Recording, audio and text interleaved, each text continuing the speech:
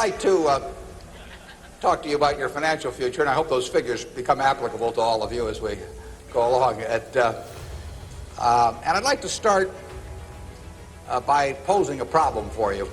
And incidentally, I'm just going to talk for a couple minutes, and we'll do Q&A, because what we want to do is talk about what's on your mind. But I'd like you to think about this for just a second.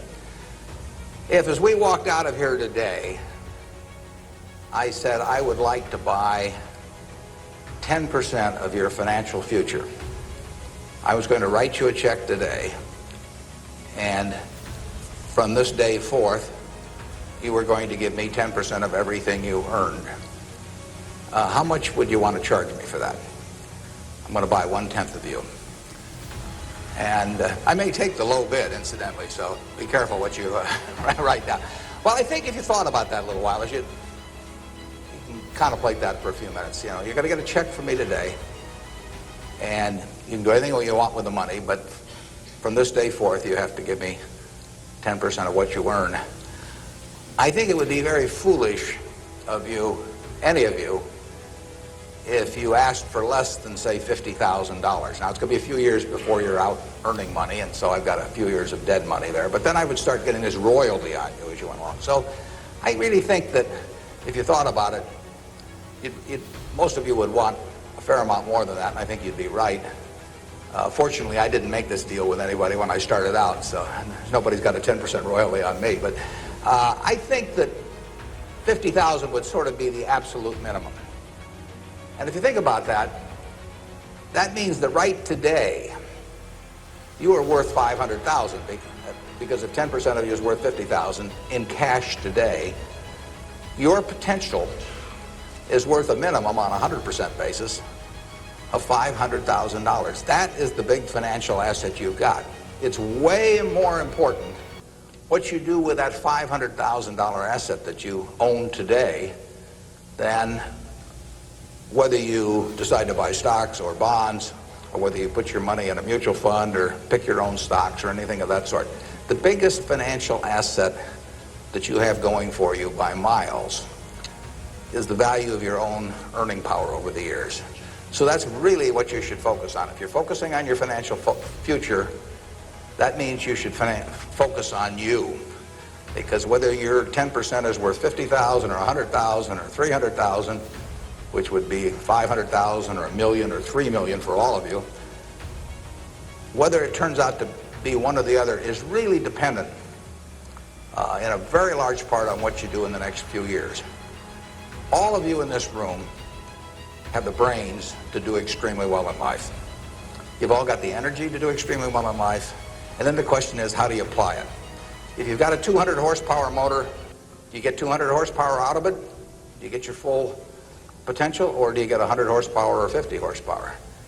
Now, there's two things that can hold you back in getting the full horsepower out of your engine, whatever it may be. All of you have big enough engines. And one of those is a lack of education, but that probably isn't going to happen to very many people in this room. If you did have a lack of education, if you didn't have a chance to get a decent education in life, it wouldn't make any difference what that potential was, because you'd never unlock it. But the second most important thing, and equally as important, is in terms of the habits that you develop, in terms of what you do with yourself. When we hire people, we look for three qualities. We look for integrity, we look for intelligence, and we look for energy. But if they don't have the first one, integrity, the other two will kill you. Because if you're hiring somebody without integrity, you really want them to be dumb and lazy, don't you? I mean, the last thing in the world you want for them is to be smart and energetic. So smart and energetic only goes with integrity. But the nice thing about you make your own decision on that. You can't change your IQ or how far you can throw a football or how high you can jump or the color of your hair very easily. But you can elect to have integrity that matches anybody else's. And if you match that with intelligence, which you have, and energy, which you have, you will get an extraordinary result, and you'd be very foolish to sell me 10% of yourself for $50,000. On the other hand, if you don't match it with that, your potential will, in a significant part, go unused. And I'll give you a little simple test to apply in terms of thinking about the kind of habits you want to develop, because you can have any habits you want to be. You can be lazy, you can be prompt, you can be late, you can be honest, you can cut corners. I mean, you have all these choices. And those are choices for you to make. Nobody else is going to make them for you. And I would suggest that you play this little game with me, too. Think about the person you would most like to be in life. So maybe it's one of your contemporaries, maybe it's somebody a little older, but pick out the person you admire the most, the person that you'd change places with if you could. And then write down why you admire them. Just put it on a piece of paper.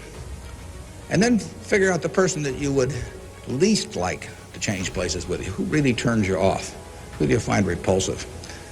And list the reasons why that person turns you off so much. And put those down on the other side of the paper. And then look at that list. And you'll find that everything on the left-hand side, what you admire in other people, the qualities they bring to life, cheerfulness, generosity, all kinds of things, you'll find those are things you can do yourself. It's very simple. You got to apply yourself, but the habits you form in doing that early on will carry you through life.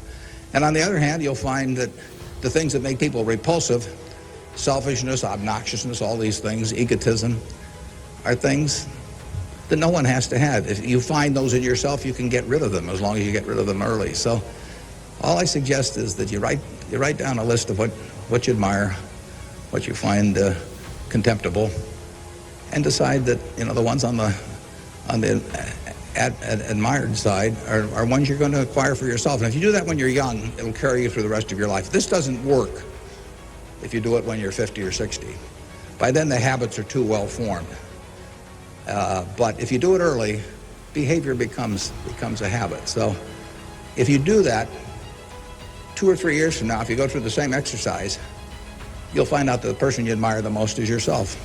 That can be a little dangerous under some circumstances, but it's not a bad thing. I mean, you want to be somebody you like.